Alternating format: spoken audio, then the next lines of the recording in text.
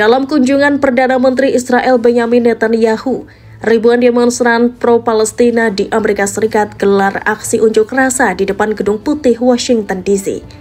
Tak hanya warga Amerika Serikat, sejumlah organisasi seperti Gerakan Pemuda Palestina atau PYM dan Partai Sosialisme dan Pembebasan atau PSL, serta masyarakat Muslim Amerika, Muslim Amerika untuk Palestina atau AMP dan Suara Yahudi untuk Perdamaian atau JVP ikut turun ke jalanan. Mereka kompak menolak kunjungan Netanyahu yang dijadwalkan bertemu Presiden Donald Trump pada Selasa 8 Juli 2025. Bagi para pengunjuk rasa, kedatangan Netanyahu ke Washington bukan hanya pertemuan biasa. Mereka melihatnya sebagai simbol bahwa Amerika Serikat mendukung kebijakan keras Israel terhadap Palestina. Alasan tersebut yang membuat masyarakat pro-Palestina geram hingga mengecam keras kunjungan ketiga Perdana Menteri Israel ke Amerika Serikat sejak pelantikan Trump pada awal tahun 2025. Sebagai bentuk protes dalam aksi tersebut, para demonstran melambaikan bendera Palestina dan meneriakkan slogan Free Free Palestine, serta membawa berbagai poster dan spanduk bertuliskan pesan-pesan kuat seperti Stop Arming Israel atau hentikan persenjataan untuk Israel. Mereka bukan hanya mengekspresikan protes damai, tapi juga membakar bendera Amerika Serikat dan melakukan aksi simbolik, membakar boneka dan membentangkan poster bertuliskan Wanted for War Crimes. Sementara di dalam Capitol Hill sendiri, kelompok Jewish Voice for Peace sempat melakukan aksi di Cannon Building dan memaksa polisi menangkap sekitar 400 demonstran pro-perang. Massa pro-Palestina menduduki area Union Station, membakar 3 bendera Amerika dan menggantinya dengan bendera Palestina. Mereka menurunkan bendera lainnya, menyemprot grafiti bertuliskan End Colonialism, Free Gaza, dan lain-lain pada patung ikonik Washington DC. Beberapa protes bahkan berlangsung di Watergate Hotel, tempat tinggal Netanyahu, di mana aktivis melemparkan cacing dan maggot ke aula sambil menimbulkan kekacauan simbolis. Reaksi publik ini bukan sekedar peringatan simbolis. Dari Boston, seorang dokter dari Doctors Against Genocide menyatakan, "Kami di sini untuk menunjukkan penolakan kami terhadap kedatangan penjahat Netanyahu ke ibu kota kami dan disambut oleh para politisi yang mengirimnya senjata untuk membunuh anak-anak di Gaza." Walau banyak anggota Kongres mendukung pidato Netanyahu, sejumlah tokoh penting menolak hadir. Anggota Kongres Nancy Pelosi menyebutnya peringkat terburuk dari semua pejabat asing yang pernah hadir di Kongres, dan Rashida Tlaib menyoroti duka Palestina di balik pernyataan tersebut. Bernie Sanders bahkan menolak dana Amerika Serikat untuk perang Israel dan menyebut respons Israel sangat tidak proporsional.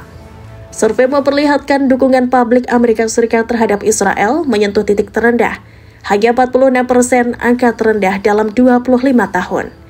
Kelompok Demokrat dan Progresif semakin vokal mengecam investasi senjata ke Israel, menyoroti krisis kemanusiaan Gaza dan menyuarakan pembatasan bantuan militer. Soliditas Amerika Serikat terhadap Israel nyaris retak. Gerakan pro-Palestina di Amerika Serikat berasal dari solidaritas global. Di Eropa, demonstrasi besar-besaran juga menyuarakan pesan serupa, menuntut embargo senjata terhadap Israel dan mengutuk apa yang mereka anggap sebagai tindakan genosida. Aktivitas internasional menyebut ini bentuk kemarahan moral global, bukan hanya sentimen domestik Amerika Serikat. Apa yang terjadi di Washington bukan semata protes lokal, melainkan laut kemarahan global terhadap kebijakan Netanyahu dan dampak perang di Gaza. Dukungan publik terhadap Israel di Amerika Serikat dan bahkan Eropa sedang terguncang dan elit politik pun makin terbagi. Meski Netanyahu terus bergerak di jalur diplomasi seperti pertemuan dengan Trump, suara rakyat sudah menunjukkan satu pesan tegas, sudah cukup. Dunia tidak lagi diam menghadapi penderitaan Gaza dan Amerika yang dulu menjadi pendukung setia sekarang harus membalikkan pandangan. Sejak perang Gaza pecah pada Oktober 2023, ratusan ribu orang kehilangan tempat tinggal, ribuan tewas termasuk banyak perempuan dan anak-anak, dan kekerasan terus meningkat hingga kehilangan moral. Laporan dari WHO dan PBB memperingatkan bahwa Gaza berada di ambang bencana kemanusiaan dengan kelaparan dan krisis medis. Situasi ini semakin menggugah kesadaran publik global, termasuk Amerika. Bahkan dukungan tak terbatas terhadap Israel harus dievaluasi ulang. Dan yang paling nyata adalah sikap warga Amerika Serikat di jalanan. Mereka menyampaikan pesan moral, stop funding genocide, not in our name, dan arrest Netanyahu. Protes ini tidak hanya berdampak di Amerika Serikat. Mereka yang menyerukan penghentian bantuan militer kepada Israel dan kecaman terhadap Netanyahu memberi sinyal kuat kepada dunia. Dukungan Amerika pun bisa terkoreksi oleh tekanan moral publik. Ini adalah pesan bahwa politik real politik bisa terganjal oleh suara rakyat yang menolak narsisme kekuasaan yang tidak manusiawi.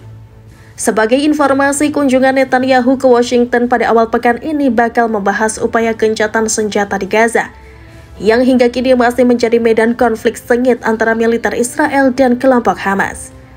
Lebih lanjut, kunjungan Netanyahu ke Amerika Serikat kali ini tidak hanya fokus pada isu gencatan senjata di Gaza, tetapi juga membahas arah baru politik kawasan pasca berakhirnya perang singkat antara Israel dan Iran bulan lalu. Bersama Presiden Amerika Serikat Donald Trump, Netanyahu akan mengevaluasi dampak konflik tersebut, serta langkah-langkah strategis lanjutan, termasuk memperkuat posisi politik dan militer Israel, serta menciptakan peluang diplomatik baru dengan negara-negara Arab. Terpisah, bersamaan dengan kunjungan Netanyahu ke Amerika Serikat, pemerintah Israel juga mengirim delegasi ke Qatar guna melanjutkan pembicaraan tidak langsung dengan Hamas terkait kesepakatan gencatan senjata di jalur Gaza. Namun sayangnya pada sesi pertama perundingan gencatan senjata tidak langsung antara Hamas dan Israel di Qatar berakhir tanpa hasil. Alasannya pihak Israel yang mengakhiri perundingan itu tidak memiliki mandat yang cukup untuk mencapai kesepakatan dengan Hamas. Meski menghadapi seruan internasional untuk menghentikan operasi militernya, tentara Israel terus melancarkan serangan ke Gaza. Sejak Oktober 2023, lebih dari 57.400 warga Palestina dilaporkan tewas, mayoritas diantaranya adalah perempuan dan anak-anak. November tahun lalu, Mahkamah Pidana Internasional atau ICC mengeluarkan surat perintah penangkapan terhadap Netanyahu dan mantan Menteri Pertahanannya, Yoav Gallant, atas dugaan kejahatan perang dan kejahatan terhadap kemanusiaan di Gaza. Selain itu, Israel juga tengah menghadapi gugatan genosida di Mahkamah Internasional atau ICJ terkait serangan militernya di wilayah kantong tersebut.